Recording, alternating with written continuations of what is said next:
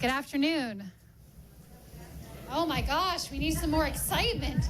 Good afternoon. Yes, that was what the kids had to deal with every morning. Welcome to Demo Day. My name is Liz Vitullo. I have had the honor of being the Dean of GSE this last couple weeks. We are so thankful that you gave us your kids for a little bit. We hopefully have returned them in, one piece and with enlightened from our experience here.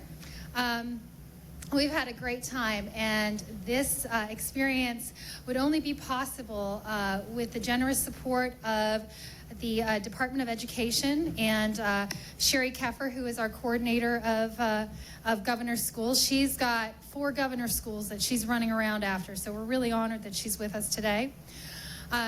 This also is sponsored by West Virginia University and the Chambers College of Business, and so it's with their generous support that this has happened.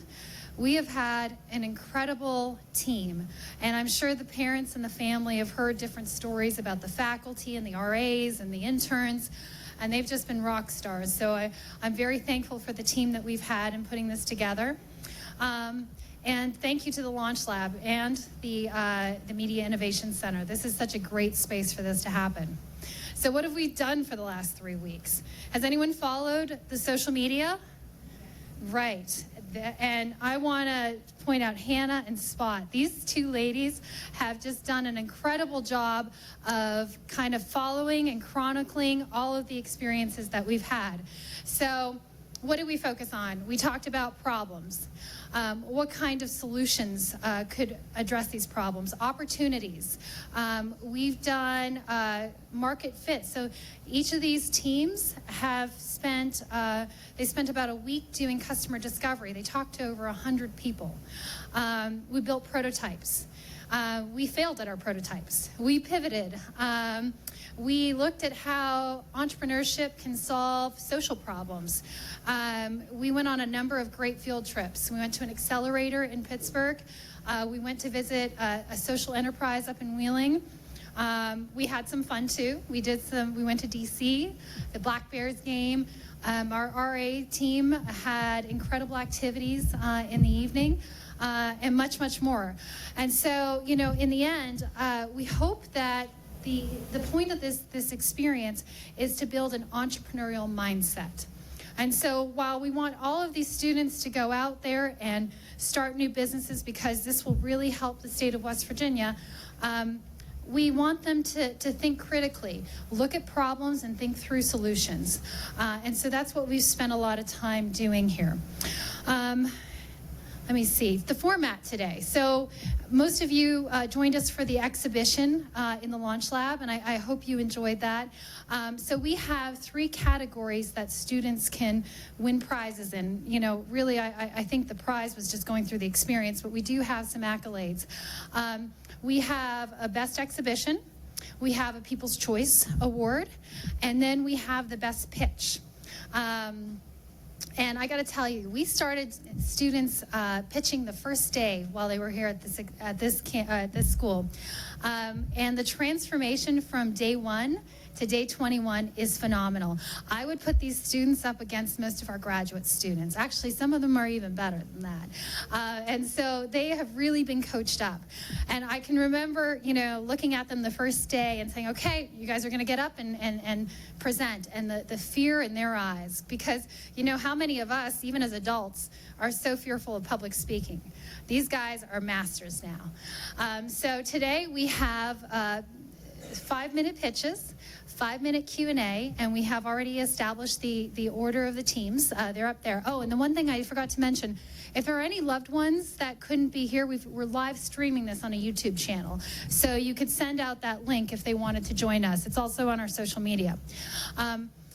So we have 5-minute presentations, 5-minute Q&A, and then we'll transition.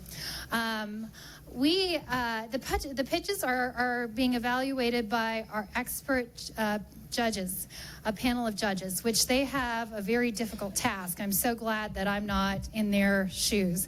But what I'd like to do is I'm going to turn it to the judges, and I want them to, yes, sure. Yes.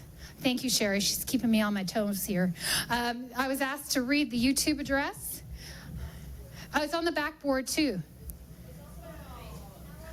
Oh, good. We think it's of also everything. on the Facebook. It's also on Facebook. It's on the two boards, and so the RAs are on it.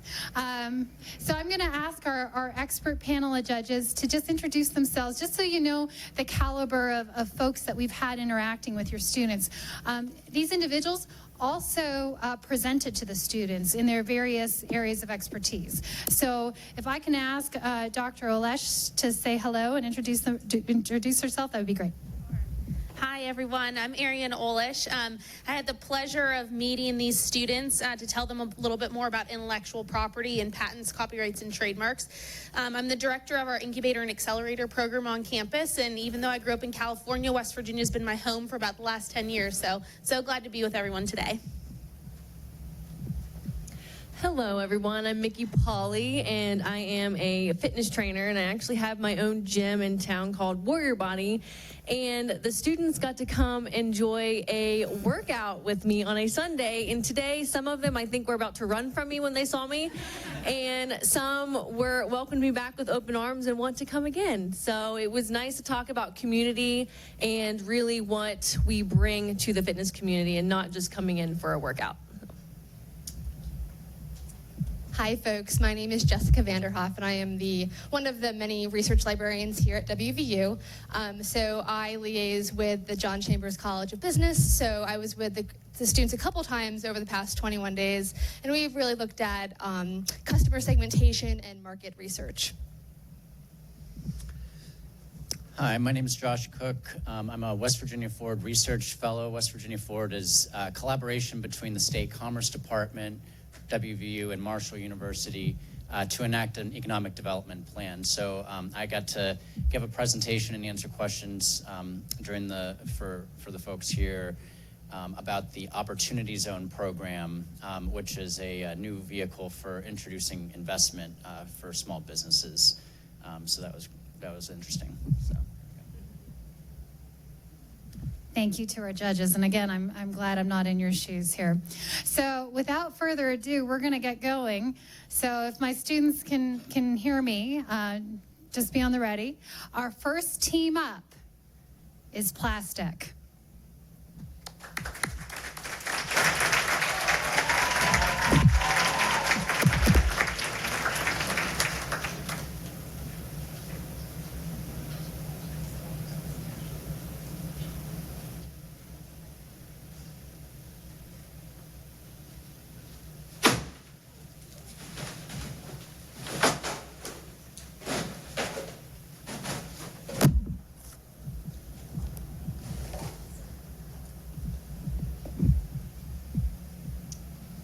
This is how much waste 27 people produce in only 9 days.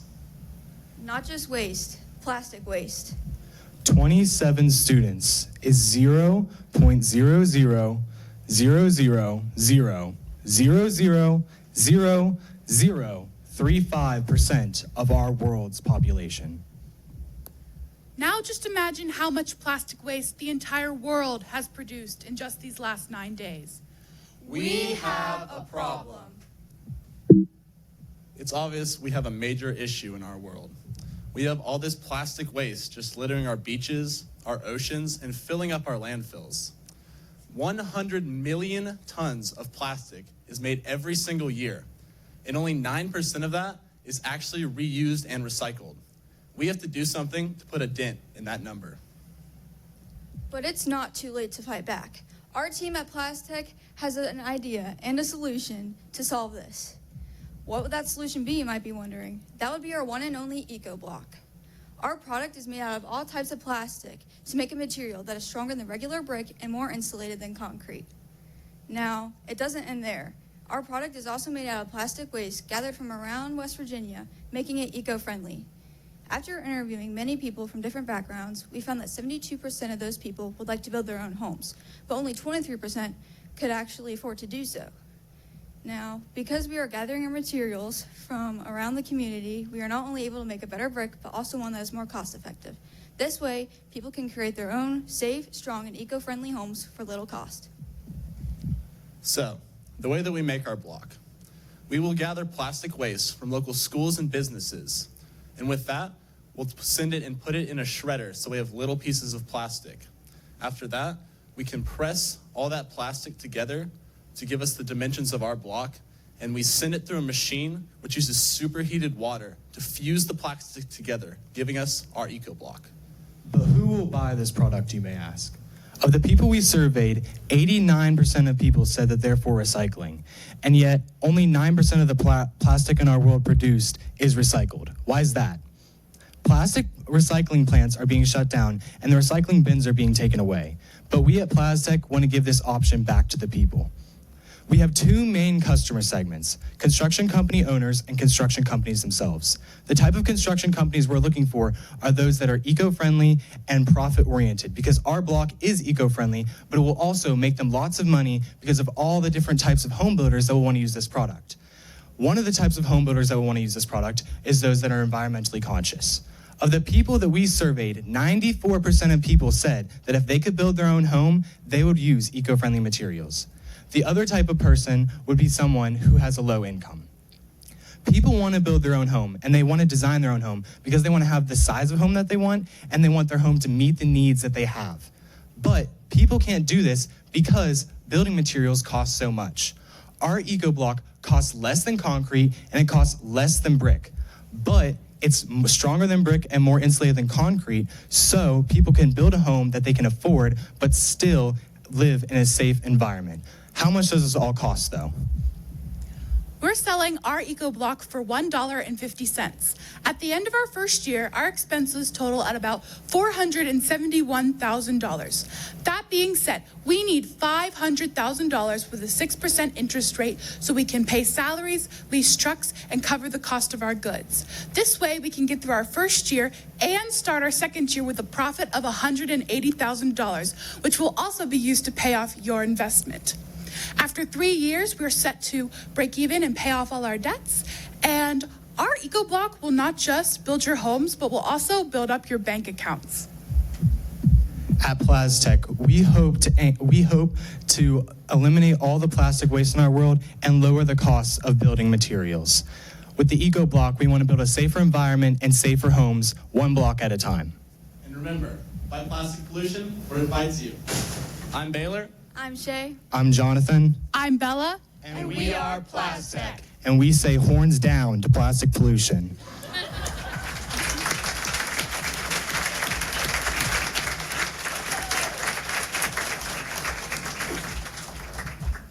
Thank you. Do you guys have any questions? Have you guys thought about who, you mentioned who you might sell this product to. Can you name some of the types of customers that would be interested in this? Well, largely we'll just be distributing to building corporations and just construction companies around, starting in Morgantown because that's where we're going to start with our business. But then as we grow, we can just build onto more and more, and we can even start selling in places like Lowe's and other places like that so that we can just reach a wider variety of people.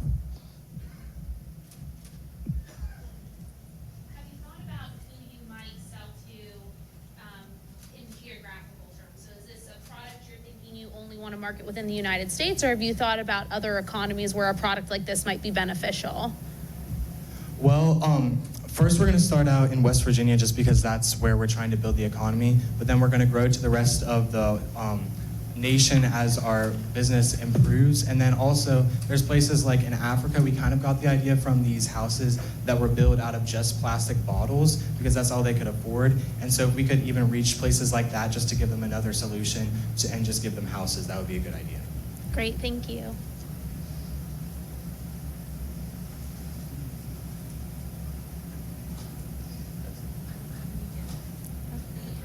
Great job. Thank you.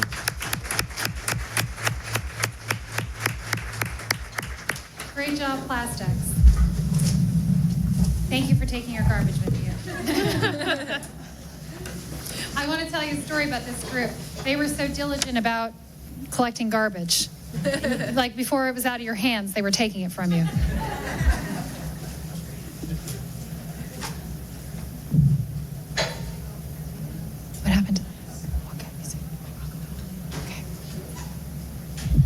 Okay, we're going to get set up for our next.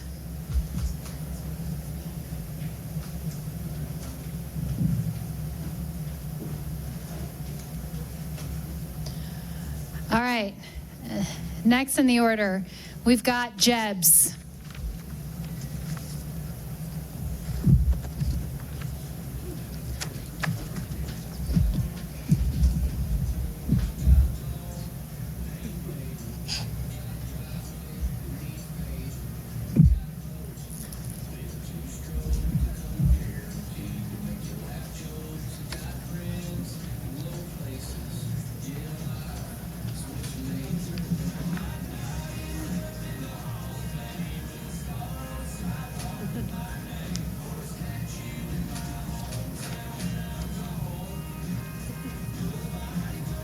Every single day, we take walking for granted. Hi, I'm Jillian Griffith. When my sister was born, she was born with very weak abdominal muscles because her abdominal wall did not fully close. She got a surgery and it was very successful and she's now very healthy, but it made her abdominal muscles very weak, which caused her center of gravity to be very forward. This eventually led to her walking on her toes. Some reasons children have abnormal gaits are from having cerebral palsy, autism, or low muscle tone. Most children walk on their toes because they have weak core muscles or tight calf muscles. Toe walking is very harmful because it puts the child's center of gravity off balance and can cause issues with their gross motor development. Gross motor development is the movement of large muscles such as the arms or the legs. When a child walks on their toes for a long time, it puts abnormal stress on the bones and ligaments in the child's arms, legs, and lower back. Over time, this can cause the bones to grow incorrectly and overstretch the ligaments. Children who walk on their toes are often left out of physical activity because they can't keep up with other children. But our team at Go Further have developed a solution. We have developed the Go Further insert. Now, when a child makes a complete step, starting at the toe and ending at the heel, it makes a squeaking sound. Now, at this age, usually from 1 to 5, children are still learning their cause and effect skills. Because of this, they will respond positively to this sound. Now, because we have developed an insert, it can be removed at any time. So, when, not if, but when a child learns to walk correctly, it can be removed, giving the child their original shoe back. Our only competitions are walkers and gate stoppers, both of which attract unwanted attention. Our inserts are discreet. Parents who are 20 to 50, middle class, and have 1 to 3 kids. That is the demographic for our typical customer segment. Other potential customers consist of online companies such as the Rehab Mart, therapists, and psychiatric companies. While doing customer research, we have realized we are a B2C company, meaning we will distribute our product straight to our customer. Our economic buyer are therapists and parents, and our end user are the disabled children. We also have come to the conclusion that we are a soul. What makes us different? Well, what makes us different is that we have a soul, and it does not cause the parents to buy a new shoe. They can easily slip the sole into the child's shoe. And also, we are accessible and affordable. It costs $2.74 to make each of these soles, including the packaging. Each one will be sold for $15. Our estimated annual revenue in the first year is $150,000. Our net profit will be $54,300, making our net profit margin 36.2%. We estimate to break even in 1 year and 8 months. By intense and careful calculation, we asked for $100,000 with a 6% interest to cover the cost of soles, squeakers, shipping envelopes, and wages.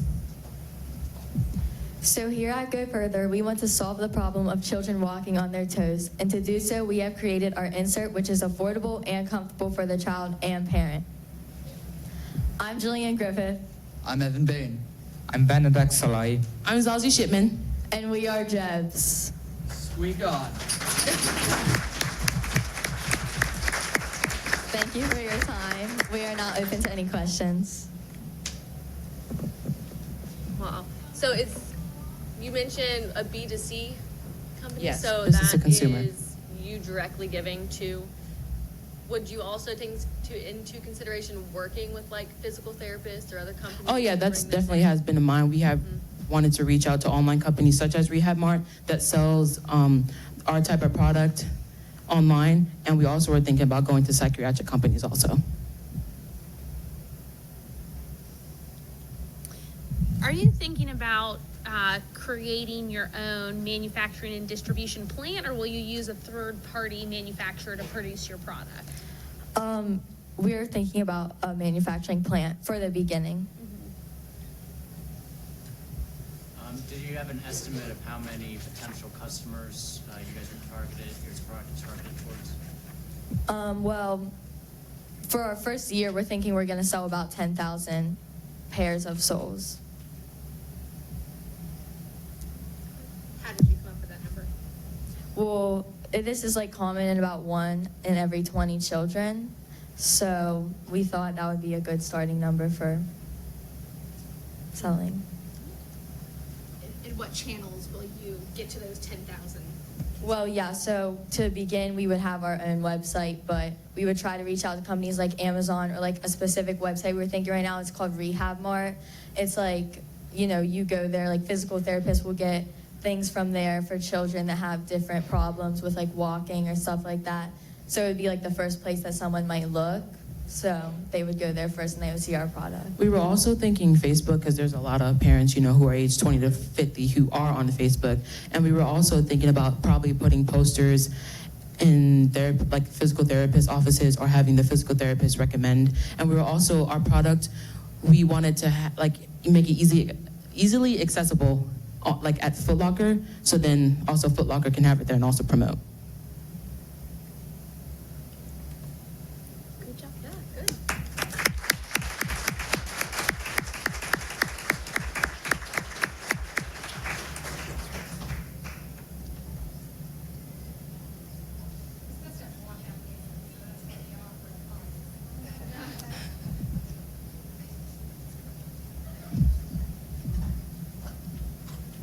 Thank you, Jebs. Good job, guys.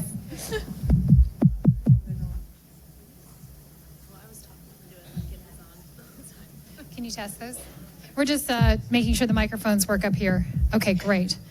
Okay, so next up, we have PT Enterprise.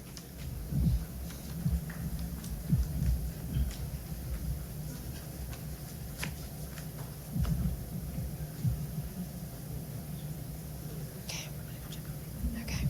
So you're probably wondering, who's the girl on the screen? Well, that's Sophie. Sophie is a junior at WVU, but recently Sophie has been struggling financially. But what if you were Sophie? What if you had to go to the pantry to get food sometimes, or sleep on the couch of your friend?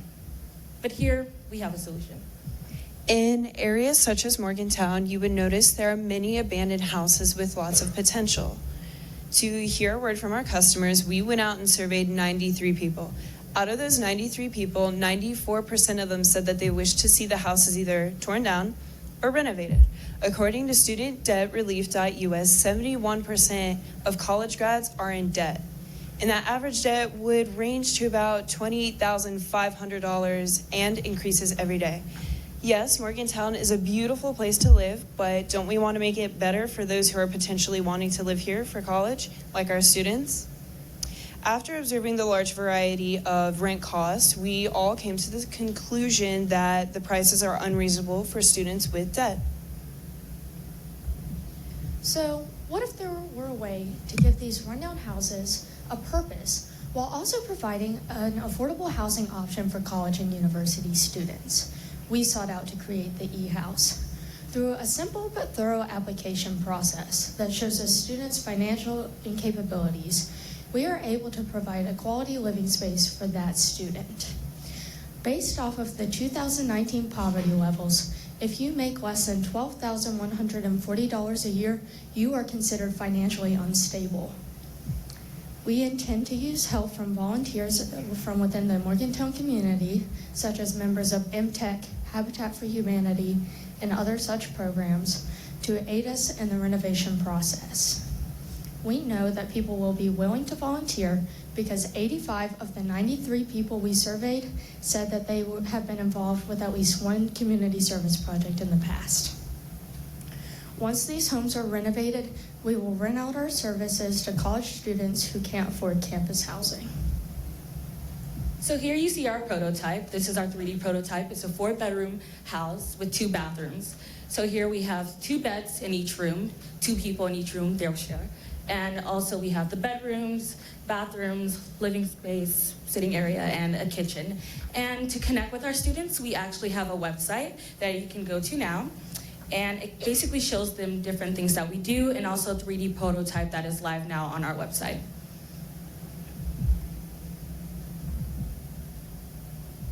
So I'm sure you probably have a few questions like, how are we going to be able to pay for this, and how are we going to be able to make a profit? Well, first we intend on purchasing a 4-bedroom house at the cost of $175,000. Then we will renovate said house for $36,000. With a maximum number of 8 students living in this house, each student will pay a monthly rent fee of $375. This rent cost will also include utilities. In comparison to other housing companies within the Morgantown area, our rent cost beats out theirs by $125. Our monthly revenue will be $3,000, causing our annual revenue to be $36,000. After careful calculation, we estimated our break-even point to be at 8 years and 11 months. To make all this happen, we want $140,000 with a 6.5% interest rate, along with $100,000 worth in equity in exchange for 20% of our company. To conclude, our product, the eHouse, will positively impact the entirety of the Morgantown area by taking care of these rundown houses. They're just an eyesore. We would also turn them into quality housing that's accessible to students. Our product, the eHouse, will be the solution for all of these problems. I'm Kaylee Alder. I'm Blue Thompson. I'm Howard Uora. I'm Felicity Shannon. And we are PT Enterprises. Thank you for your time and consideration. We will now be open to any questions you may have.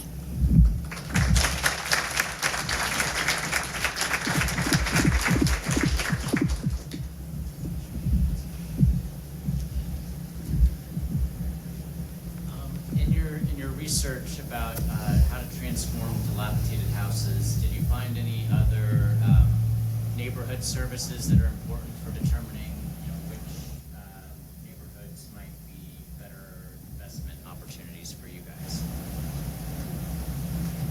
So, being a resident in Morgantown, we did look at some areas, and mostly we're targeting areas that are closer to the college, especially in the downtown area. We know that there are many rundown houses there, and we actually found one that was on sale for $75,000, so that is a good price starting right now. But for renovation costs, and also that will lead us to $211,000. So.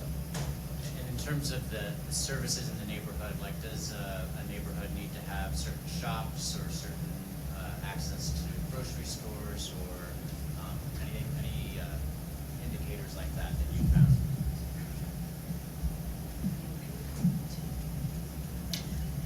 We didn't really look into which specific neighborhoods need which things, but whenever we were out doing our customer research in the farmers markets and things like that, it seems that a lot of our potential customers are really into family-oriented things. Even if they are our target age, they really look for a safe place to live, and they want access to all of the different things that all of their peers have access to. Everyone is just looking for a community. They're looking for a place where they can feel safe and at home, and they're also looking to find certain resources such as food and shelter, things like that. Can you speak a little bit about your expansion strategy? So you start with one house. So we actually want to start it here in Morgantown, very small. And as we grow as a business and as we have more investors and sponsors, we definitely want to franchise our business. So as we're not going to there to actually build the house, but once people franchise it, then they can build their e-house. For example, if a university in Pittsburgh wanted an e-house, then they would franchise our business plan and have one there for themselves.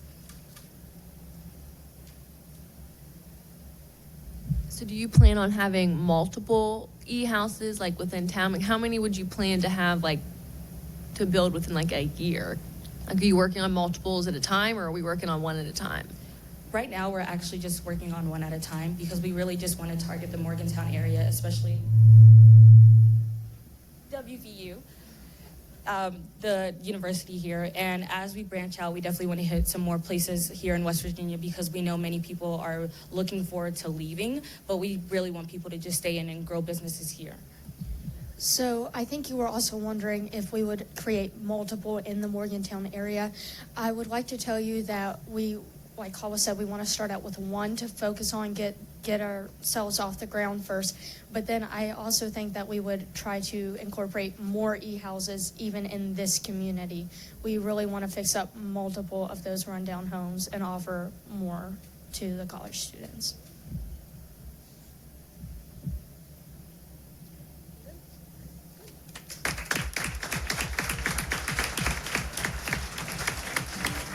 Thank you.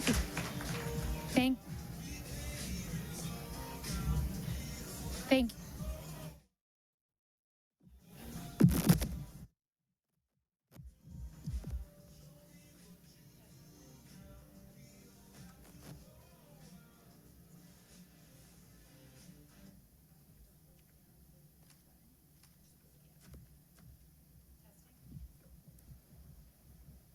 Testing. Testing. Give us a second.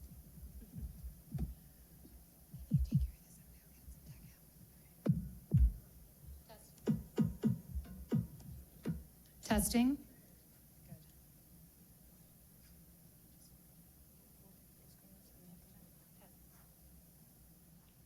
Testing.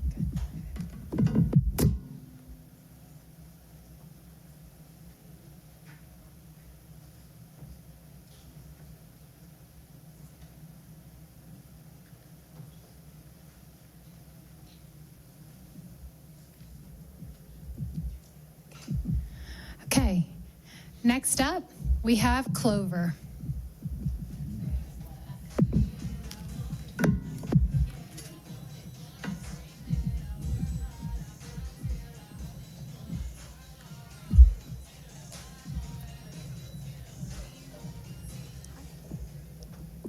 All across America, there are large regions that are known as food deserts. 23.5 million Americans are affected. Good afternoon, everybody. We are Clover, and we believe in a future where every single person has access to fresh and healthy foods. Food deserts are characterized by the lack of fresh produce that is both easily accessible and affordable. These low-income Americans are forced to resort to fast foods, canned foods, and processed foods, which deteriorate their health over time and deprive them of essential nutrients that they need. Food insecurity is directly linked to the highest chronic diseases in America. The top 10 chronic diseases are related to food insecurity. Heart disease, obesity, and diabetes-related deaths are highest in the country where the food insecurity levels are high. Food deserts immobilizes our active workforce. The consequences of food deserts cannot be ignored any longer. Fresh food should not be a luxury. So how do we make fresh food more accessible? Our solution is hydroponic garden kits. Now, hydroponics is a gardening method that uses water in place of soil. A hydroponic garden consists of three main parts. First, you have the motor, you have the pipes, and then you have the hydroponic plants themselves. Now, the motor is found in a contained unit that consists of the motor itself, a bucket, and the proper tubing, which allows the water to get into the pipes. You can use the same water over and over and over again, which allows you to reduce your water usage. Now, as the water flows through the pipes, the plant's roots go down and get their nutrients from the water itself, which allows you to have big, beautiful, and healthy plants. So why hydroponics? Well, hydroponics has many advantages over conventional agricultural practices. For one, it uses 10 times less water. The plants grow 25 to 30% faster, and it requires less space. These benefits makes hydroponic gardens extremely efficient. And not only that, but it is super beneficial for the environment. It reduces topsoil erosion. It conserves water, which is a scarce and limited resource in today's world. And it also reduces the use of pesticides. You can grow a variety of plants and fruits and vegetables in your hydroponic garden, meaning you can make your favorite garden salad right at home. We plan to make these easy-to-assemble hydroponic kits accessible to communities all across America, and we will provide these hydroponic kits to them for free of cost. We will be the first to commercialize hydroponics because it has not been commodified despite having such a high demand for such. We are serving an underserved market by being the first to initiate a large-scale mission that provides fresh food through hydroponic kits all across the country. While conducting our customer research, we found that 22% of the people we surveyed have to take a 30-minute or more trip twice a week just to get their hands on fresh produce. But when they got to the store, 4 out of every 10 people said that the quality and the freshness of the produce was unacceptable. Though we conducted our survey in urban Morgantown, we still had many people who said they have to travel 2 or more hours just to reach a fresh food market. Since we plan on using hydroponic kits to improve the quality and the accessibility of healthy foods, we asked people if they prefer to have kits pre-assembled or assemble them themselves at home. And 61% of people responded with assembling it themselves at home. We plan to make our hydroponic kits free to communities through receiving funding from corporations and foundations. We make our kits for $87.62. That's why we would be asking our corporate donors for $190,000 in order to get us started, in order to produce 2,000 kits, ship them, and cover our social media outreach. In order to sustain ourselves, we will apply for as many grants as possible, in addition to asking corporations to partner with us by giving a small amount of their proceeds in order to help our cause. We will then locate in food deserts across the nation. Corporations that donate to Clover will benefit from it by building a reputation in being a leader in alleviating poverty and food insecurity across the nation. We can feed 30,000 plus people through 2,000 sales, and the corporation can reach thousands more through social media advertising efforts. So you only have to spend $1.90 to reach a new customer. With Clover, food deserts will be a thing of the past. We are fighting for a healthier future for all. I'm Susan Pergozin. I'm Angela Liu. I'm Hannah Bully. I'm Summer Heron. Any questions?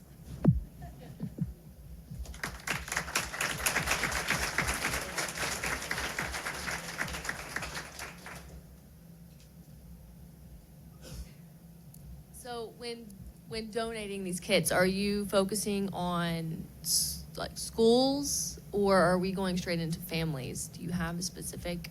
We are focusing on communities because we notice that a lot of post-industrialized areas, such as the Rust Belt in America, they suffer with a lot of food loss, so they do not have access to fresh food. So we're planning on targeting the communities where food insecurity is prevalent, such as post-industrial urban areas and also rural areas. So not specifically schools, universities, or individual homes. We're more of providing a community garden for all.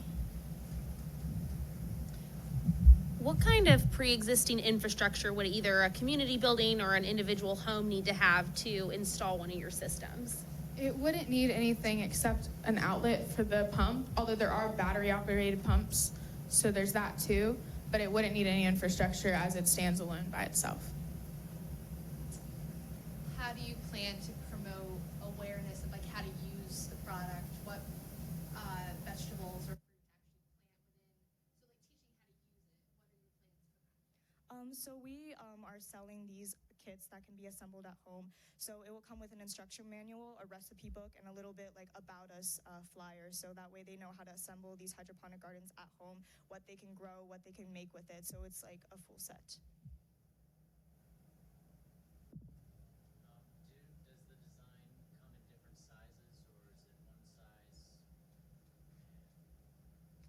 size? So since we plan on putting these on rooftops, they have to be relatively large. Our prototype can only fit 6 potting holes, but our official the official one that we're going to distribute to communities across America is going to have 56 potting holes, and that costs around $86. So they're going to be large scale and also extremely cheap.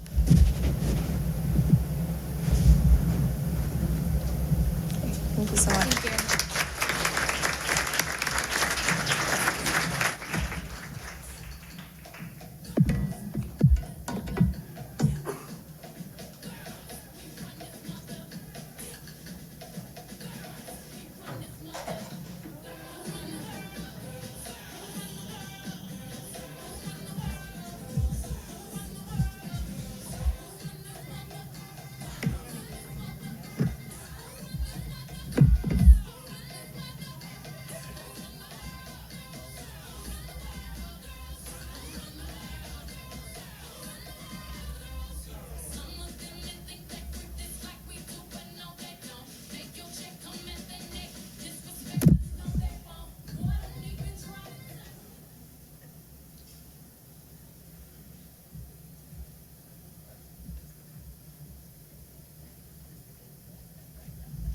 Next up, we have Expand.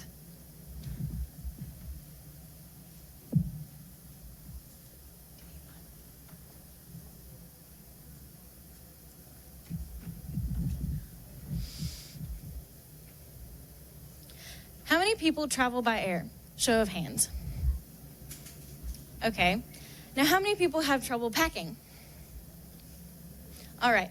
Let's say that you and your family go on a trip to Disney, and you're having a good time, and then you're packing for your way back. But you can't fit everything in your suitcase because of all the souvenirs that you bought. What do? You go out and you buy another suitcase. Now, this can be challenging, especially for if you're traveling by air, because that way you have to pay for an extra bag. When you're with your family, trips should be carefree and hassle-free, and you shouldn't have to worry about anything like that getting in the way. So we interviewed 100 people. Now, 73% of the people we interviewed said that they travel mostly with their families, while 67% of the people we interviewed said that size is a huge factor when purchasing a bag. Now, finding the right bag can be fairly difficult because you're finding a bag that can fit everyone's needs as well as something that's compatible for your trip.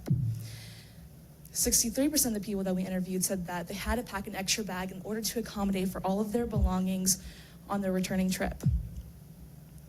Now, traveling can be fun and all. However, when returning on a trip, it's not as happy and as bliss. Packing should not be this stressful. It should not be this challenging. So what if I were to tell you there's a solution to this problem? So many people having this travel problem. Our Expand team chose to take on this challenge into our own hands and come up with a pretty incredible solution. And so, I bring to you the X Case. The X Case is a 3-dimensional expandable compressible suitcase that can grow from a size like this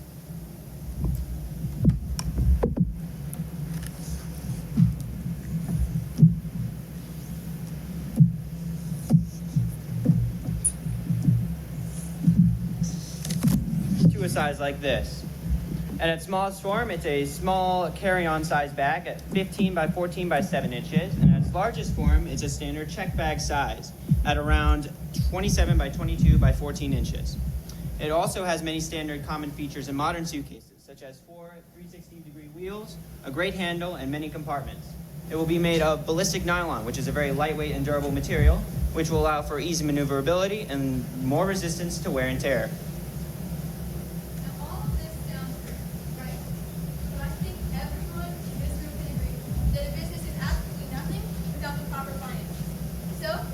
Show you the money.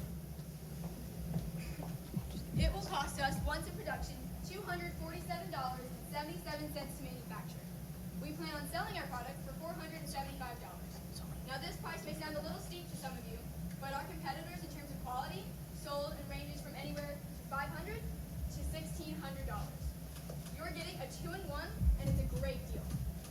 This makes our net profit margins at 33%, and we will break even in 2 years and 3 months.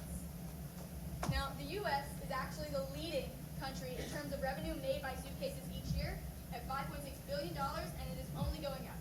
That makes this a great and very low-risk investment. So what we need from you, our investors, is $350,000. Now, for that, we will pay for manufacturing and operating costs, which will be $295,000. That will also cover the patent that we plan on getting to patent and take care of our unique expandability and compressibility mechanisms, our trademark for our logo, our LLC for our company, and you might notice that the figures aren't quite adding up. Well, that's because we've left ourselves a little bit of wiggle room because we plan on producing 1,000 our first year, getting feedback from our customers, editing whatever we might need to, and then producing 2,000 our next year. And we will give you 20% equity in exchange for your investment. I'm Eva Tor. I'm Celine Tran. I'm Rain Thompson. And I'm Tommy McClellan, and we are Expand, expanding the possibilities one suitcase at a time.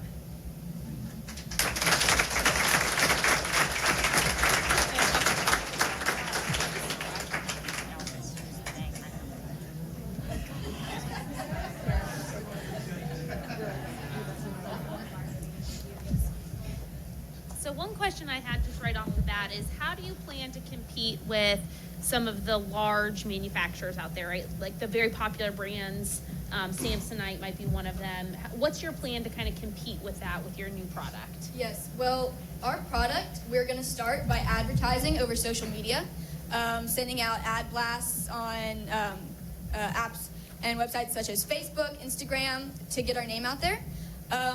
And then after that, it really just depends on the quality, which ours is incredible. It is very durable, it is lightweight, it's something that you need. No other suitcase is like this. I mean, some suitcases you might get 1 or 2 inches of expandability, but I think we can all agree that that is not enough.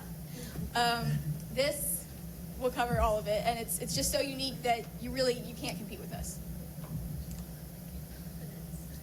How are you going to convince mom to spend $500 on a suitcase? Yes, well, it took myself some convincing as well, but our fabric, it's going to be ballistic nylon, but it's also going to be pretty. You know, moms want to buy something that is appealing to the eye as well as durable. And I know for myself, when I'm trying to get my bag off the conveyor belt, it looks the same as every single other suitcase. So we will appeal to them in terms of looks, and also it has attachable and detachable compartments for organization, which parents love, especially if they are traveling with small kids. It makes it so much easier. Do you have plans for who would you sell the product to? Would you go through retail outlets, or would you do online sales? To start out, we would definitely try to go online, mainly because it would be very hard to compete with larger store name brands like Samsonite in retail stores. So it would be very optimal to eventually get in retail, but to start probably online. Have you found so social media is going to be a big way for you to get advertisement. Have you done research on which forms of social media outlets would be best to reach families, since that's going to be your main target? We're thinking first Facebook, sending out ad blasts because it's cheap, and a lot of people, it's very family oriented. It's mostly parents, and parents share it with their friends that are also parents. So it's much more family oriented, and that's where we would like to start.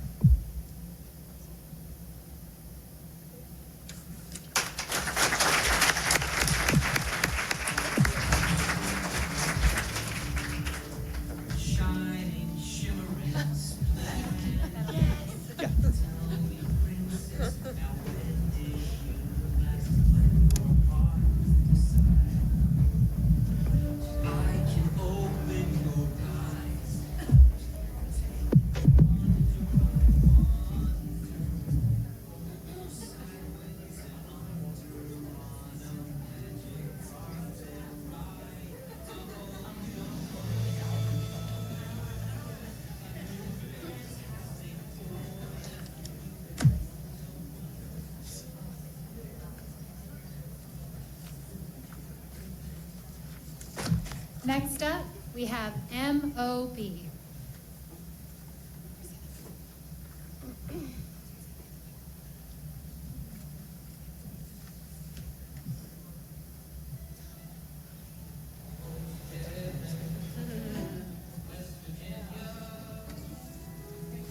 one of the groups bring this out.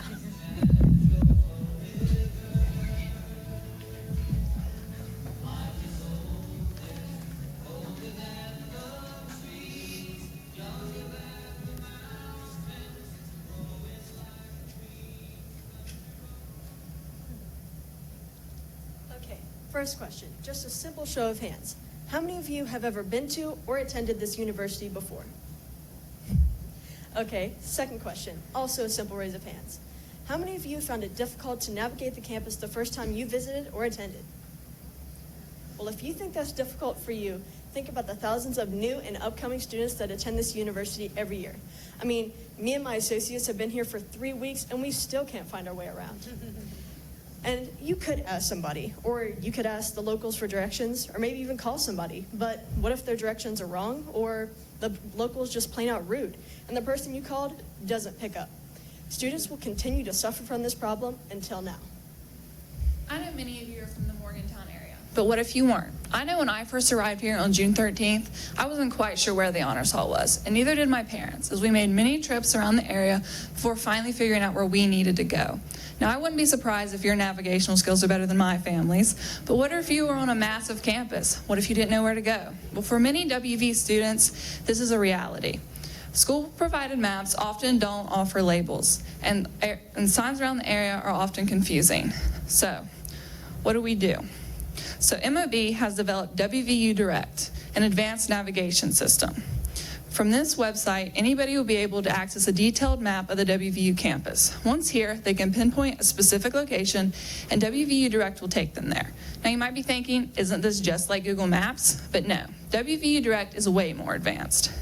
Not only will students be able to see streets, but the inside of buildings as well. So if you're looking for classroom 208 in the law building, you'll be able to physically see the location of the classroom right on your screen. Here at MOB, we are targeting WVU college students. New college students who often don't know where their classrooms are can get points deducted off of their grade. Some teachers might even embarrass you in front of your fellow classmates by making you do the chicken dance in front of everybody. But not only are we targeting these college students, we are targeting parents, visitors, guest speakers, professors, or just people in the area. So if you're that parent who wants to surprise their kid, or that visitor who just wants to tour campus, we've got you. So, with all that being said, it's now time to move to the fun side of things, finances. If we break down our monthly cost for our fees, it'll be about $31.24. Our 4 minimum wage salaries will be about $5,000, and then a little bit of leeway money in case something doesn't go as planned will be $68.76. Now, for our first month projected revenue, we estimate that we'll get $3,000 from our impressions and another $1,000 from selling ads and emails lists.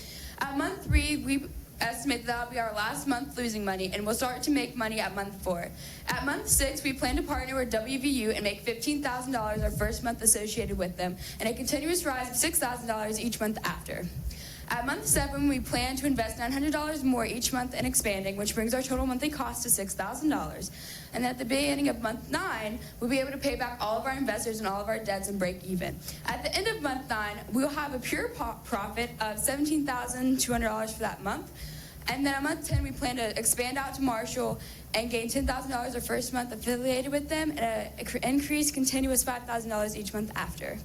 In the future, we would love to expand our company to new heights. In order to do this, like Valentina said, we would like to affiliate with WVU. With their estimated 1.35 million views a month, this would give our company the kickoff it needs.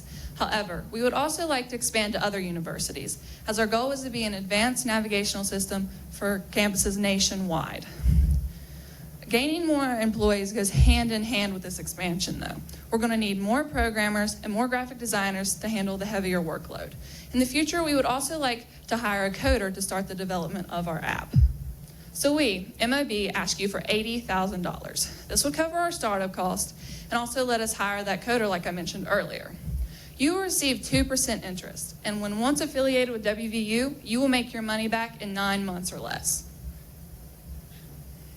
I'm Madeleine Mowry. I'm Morgan Kimball.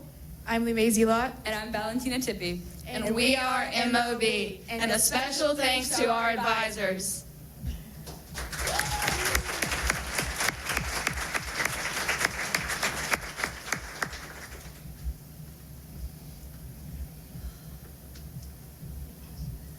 We will now be taking questions. That's an interesting sales strategy. One thing that, so it's an app, right? It's an app. It's a website now, but we want to turn it into an app whenever we get a coder. So it's something that we would watch on your phone, and you would navigate your way to your class or wherever you're trying to find, right? Yeah. Yes. So it's kind of an augmented reality, like a Pokemon Go kind of interface, maybe. In a sense, yes. So that could be another way of thinking about sales channels and who would use your product and how to make money off of that. Is this only for universities, or like for the campus, or would you expand to all of Morgantown for visitors that are coming and want to? Well, for now, we're starting with campuses, and once we spread to other campuses and we get a little bit more money in our pockets, we would like to spread to all of Morgantown. What do you think your biggest challenge is going to be? Honestly, I think our biggest challenge is going to be trying to get everything together in the amount of time that we have, because if someone commissions us to make a website, we don't want to take 3 months to do it. We want to have it done as quick as we can. That way their students can be able to use it to navigate their area. And also trying to get the floor plans for some of the things is going to be one of our bigger challenges, because I know some of the buildings here are really old, like 100 years old, so they probably don't have floor plans for that. That's why also in the future, whenever we get more money, we're going to invest in one of the GIS cameras that makes the floor plans as it goes through the building.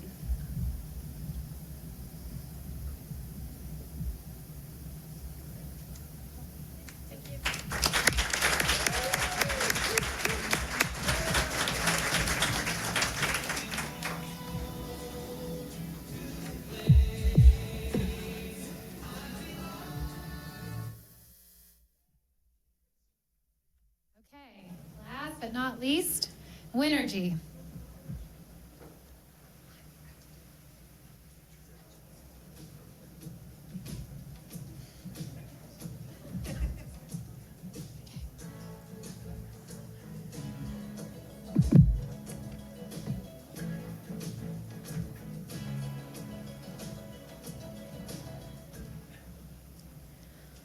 We often resign ourselves to the problems of the world. Most of the time, we don't even think about them on a daily basis. In fact, we have gotten so good at ignoring large-scale problems that most people don't even know what it is that makes their lights turn on. That is our world today. That is the world we live in. When people don't think about the things that they use on a daily basis, it becomes very easy for problems to get out of hand. And one such problem that we are talking about today is the lack of use of renewable energy. That's why today we introduce to you Winergy, the future of renewable energy. We aim to reverse the damage that the Earth has endured one home at a time. To do this, we have designed a 4-foot-tall miniature wind turbine that can be installed on the tops of roofs or buildings that is powered right into the electrical grid of that home or building that can provide electricity to help power that house's or building's lights and other appliances. Now, this model is of a similar product, but our design is different. Our design is only attached at one point. The blades are only attached at one point, which gives them more free rein to pick up wind from the top. This diagram is of a generator from one of the 400-foot tall wind turbines that you would see out on the hills. Now, this generator is horizontal, but since ours runs vertically, we would make this a lot smaller to fit the dimensions of our product, and then we would put it in the base that is connected to the roof.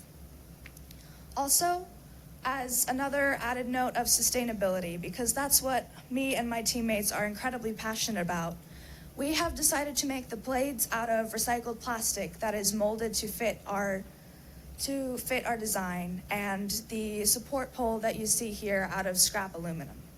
This is also quite cost effective, so it helps us keep our costs low for raw materials. Now, other than just our product, we are incredibly passionate about solving this problem. And that's why we think that education, accessibility, and affordability are all parts of things that we should take part in. We need to talk to people and let them know what it is that they're doing every day, make alternatives more accessible and affordable. So, when we did our customer research at the farmers market and at the baseball game, we talked to our potential consumers about what would make renewable energy more appealing to them. As you can see, a majority of them said that if the cost was lower and if it were easier for them, they would consider and perhaps install renewable energy to their own homes. So we took that as a challenge and we said, that's what we're going to do. We did a lot of research and we figured out how to make an efficient wind turbine at a production cost of $3,500, and we sell this at $7,000, which is about the price of a child's braces. So, today, this is the finances for how our business will be run. This graph is how our finances will be starting up, and this will be after we get on our feet. Today, we are asking you for $350,000 for us to cover our first year of costs, our first batch of inventory, to start to patent our designs, partner with the manufacturer, and get everything up and running. We would also like to thank everybody who helped us get here, everybody who supported us along the way, our incredible friends, our incredible mentors, and all of the staff here at WVU. So thank you for your consideration, and we will now be open to any and all questions.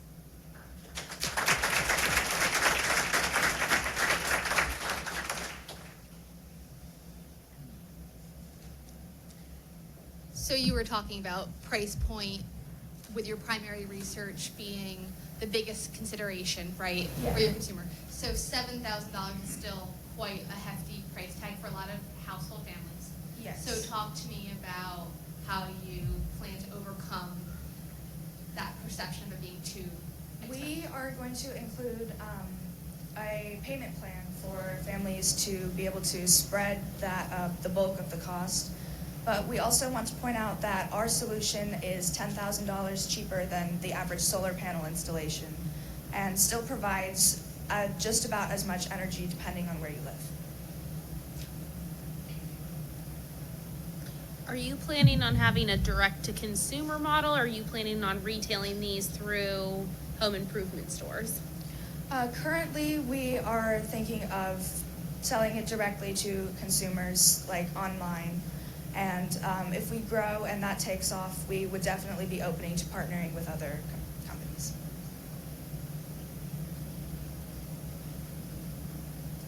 Do you have a sense of the cost savings compared to the cost of the product, electricity?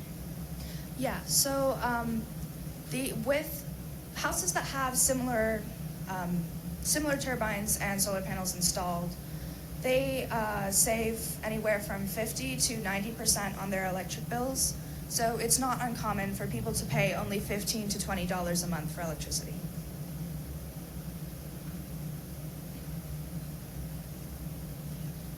All right, thank you.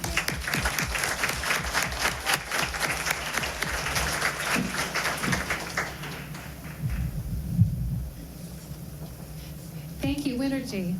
So, how do you think they would do on Shark Tank? Would you guys invest? Yes. Mr. Wonderful would too. So, what we're going to do, first, let's give them all a round of applause.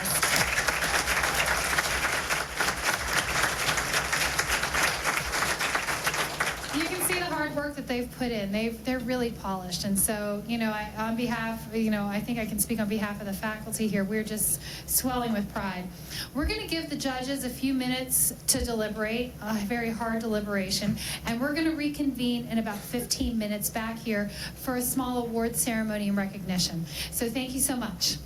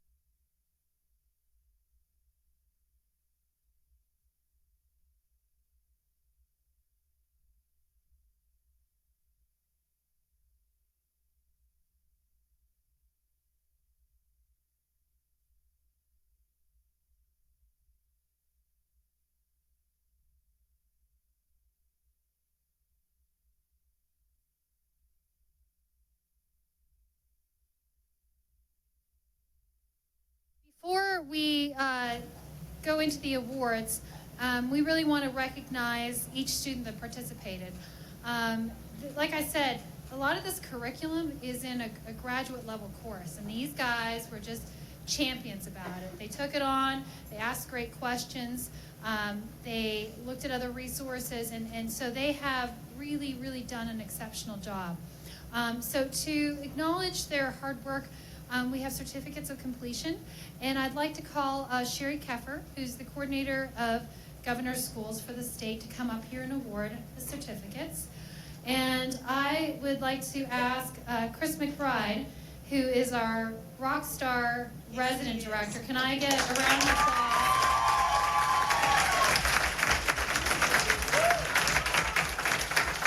This guy was just a champ, and I want you to understand how, to the family, like how personally what he did to ensure everyone's happiness, safety, fun, and has just been a true leader in this space. So I'm going to hand the microphone.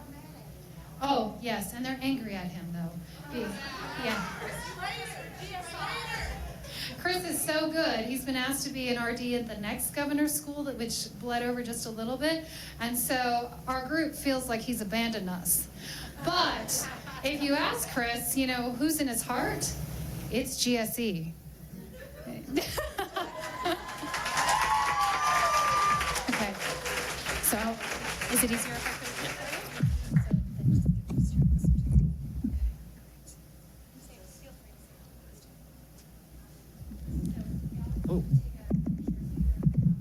All right, so first of all, I just wanted to say how blessed I've been to really get to know your students. On opening day, I got to explain, I get to be like the fun uncle. So after they've had that hard day, I was the guy that was taking them to the rec center, giving them that opportunity to chill and relax. And we've had a lot of fun, and it has been nice to see where they've gone from day 1 to now, day 21. So without further ado, we're going to go ahead and start with our certificates. So Baylor.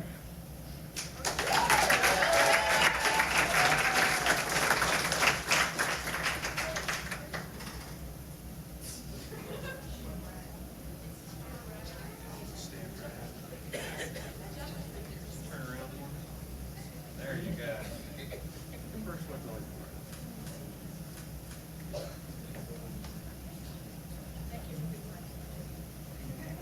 Shay Hitt.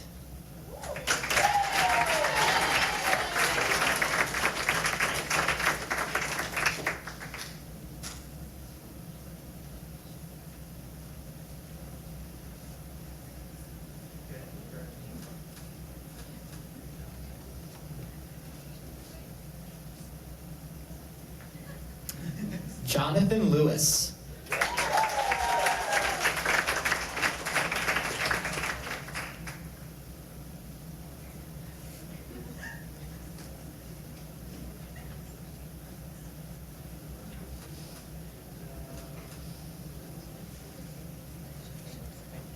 Bella McLeod.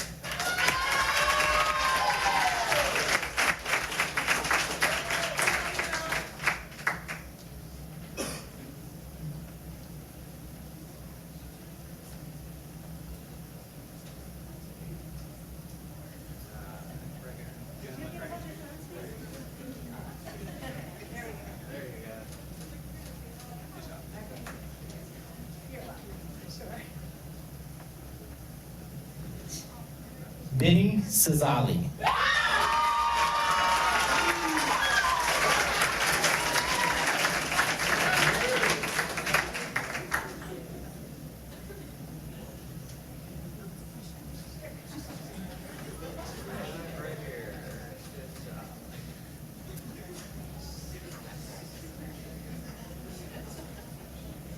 Evan Bain.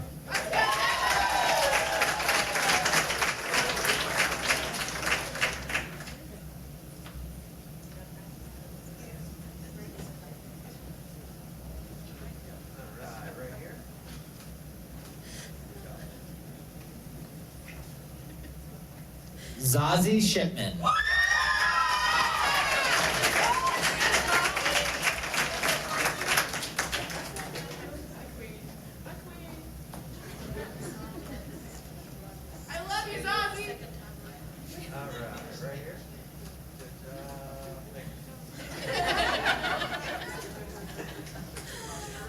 Jillian Griffith.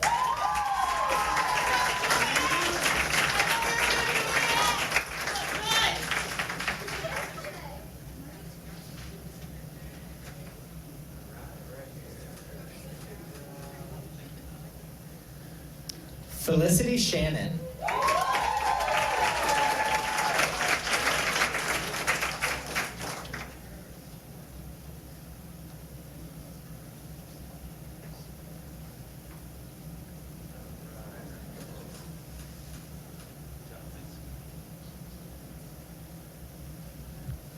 Hawa Daiwara.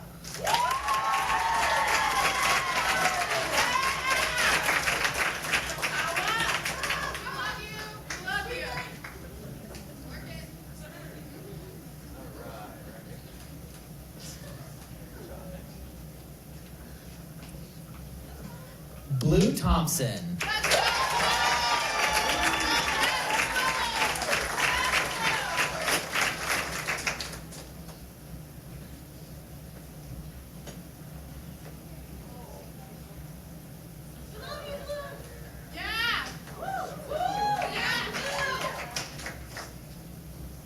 Kaylee Alder.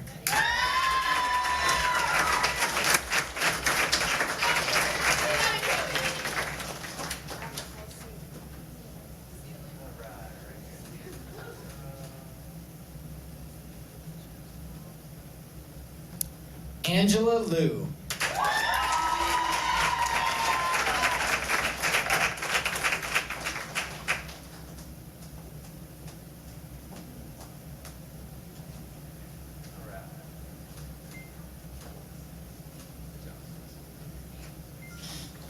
Summer Heron.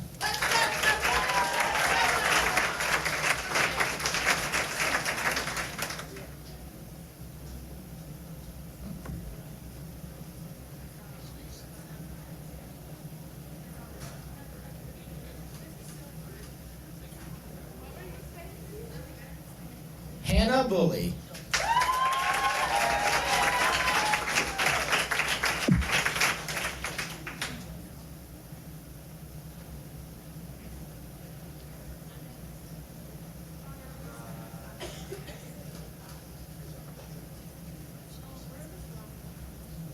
Susan Prigozhin.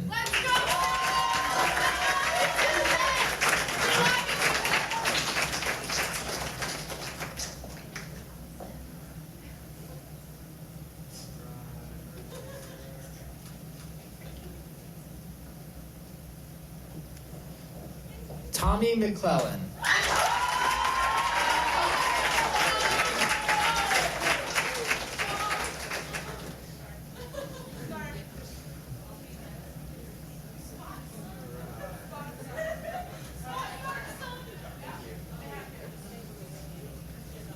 Salim Tran.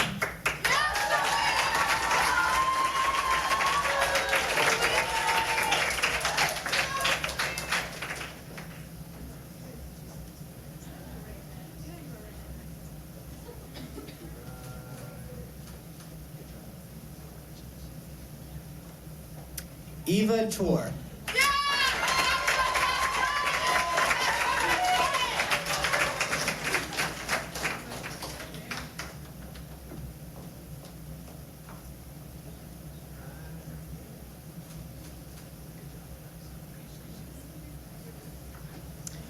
Rain Thompson.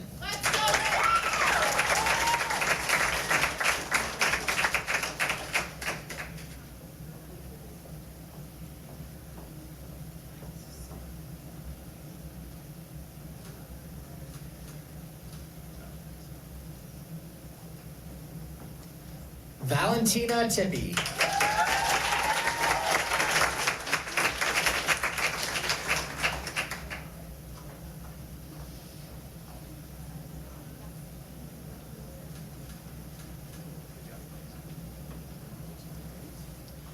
Lumacy Lott.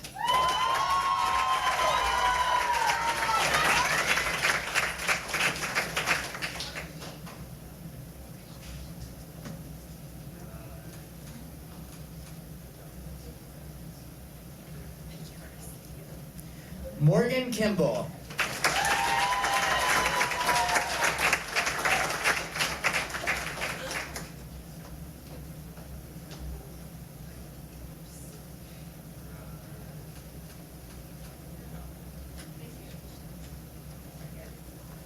Madeline Mowry.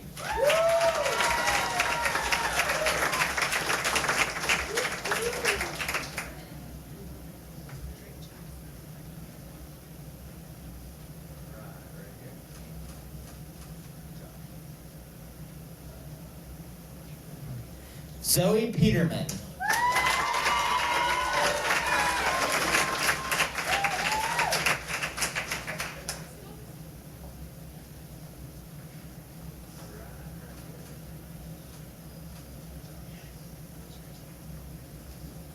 Sam Hurst.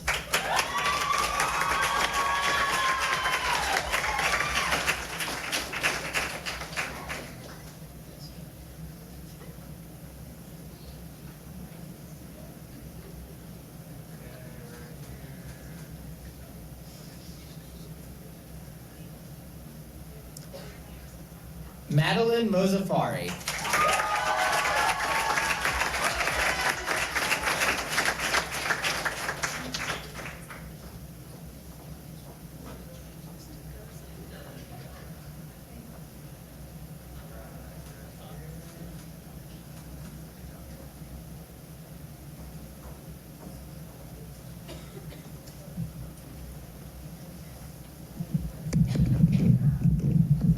Thank you, Chris. Okay, so last but not least, we're going to award the prizes for each of the categories, and I'm going to call upon our expert faculty to share a few words and then announce the winner in each of the categories. So for the category of People's Choice, I'd like to ask Anna to come up.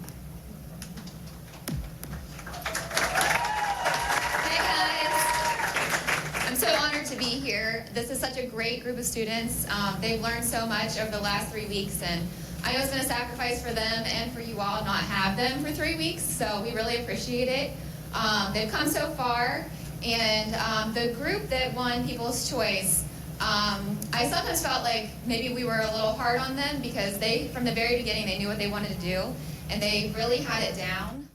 So it was as much of nitpicking as it was coaching to kind of get them where they are today. And I think it was evident in their demo that they did, as well as their pitch that they did, that they really have a passion for what they're doing. They know what they're doing, and hopefully one of them continues on in the high school business plan competition or is in one of my entrepreneurship classes at WVU, because I think they have some really good stuff going. So without further ado, People's Choice is Plastech.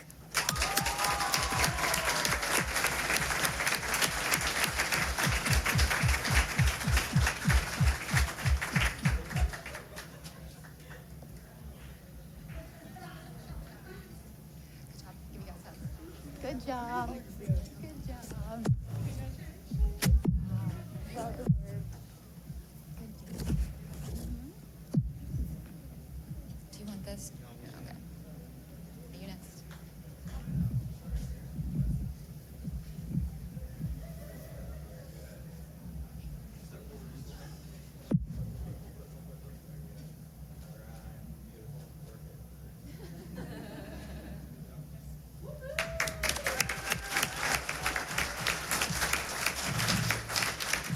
And I forgot to mention, the trophies are actually 3D printed in our makerspace, and they're rocket ships, and they, represent the launching that our students are going to do.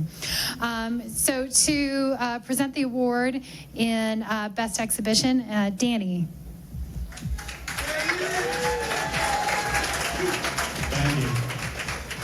So I look over here in the launch lab just across the hall, and one of the things we're not supposed to tell students is that they have a bad idea. So everybody here has had great ideas, and you can see that some of them knew more about it coming into this than others. And this team never wavered on their idea. They changed some of the prototyping, but when they presented it to me, having 3 small kids, I was like, other parents are going to get annoyed by this too. So the Jebs team won the best exhibition.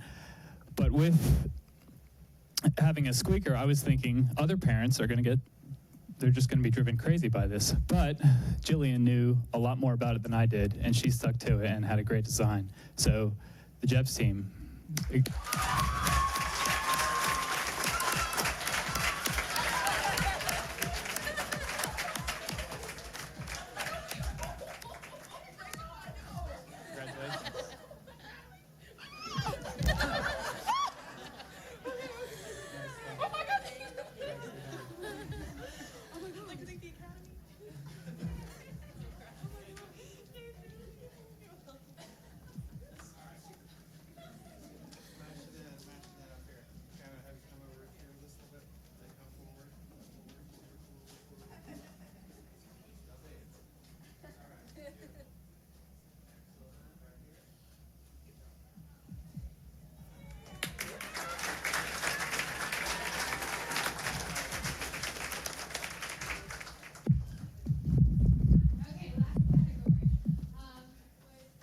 Dr. Carrie White's going to announce the best pitch.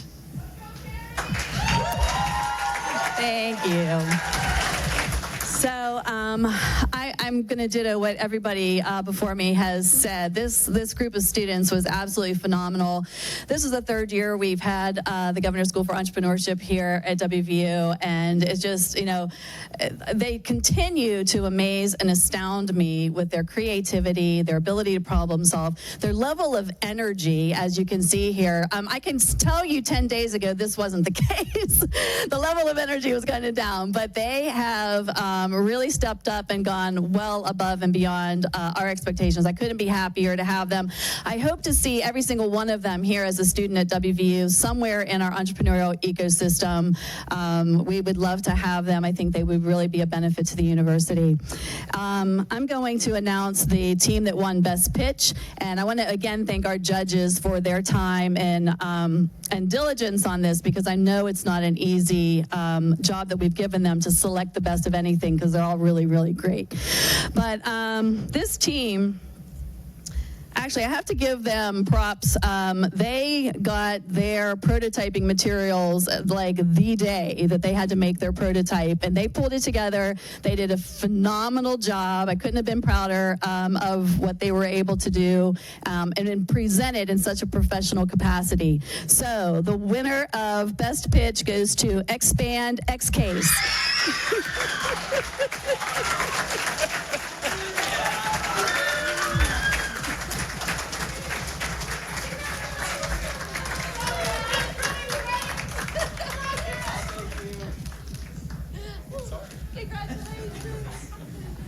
All right.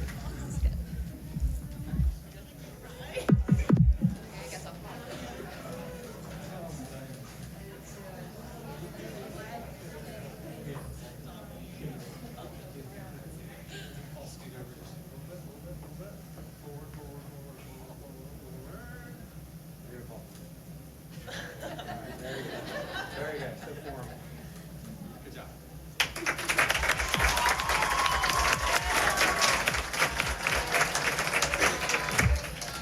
Okay. Carrie, can you guys hear me? Okay, so that's it. I wanted to thank you guys for, again, lending us your kids. They feel like we've become kind of a GSE family, and I bring my family up here. I've inundated them with my kids, and, I just hope that when mine are this age, that they make me proud the way you guys, I'm sure, are proud of yours. Do you want to say anything to them? Sure. Hi, I'm Addie Zizzy. This is my mother, as she said. She told me to come up here and say how great she was. Well, she is very great. But I wanted to say something to the students. So GSE, they're very nice, and they took care of me and my sister. We were very obnoxious, so for them to take care of us is really nice. And they treated us like their little sisters, and thank you very much to all the students.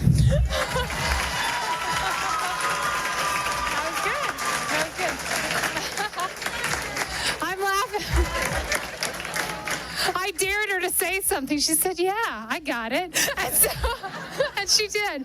Before we leave, can I ask all of the GSC participants to come up for one last picture? And then families, just one more thing. Wait, one more thing. We will transport your students back to Honors Hall. They have to ride with us, and they'll be signed out there where they can pick up their suitcase, okay? So one big thank you to everyone. One big round of applause. And GSC, if I can have you up here.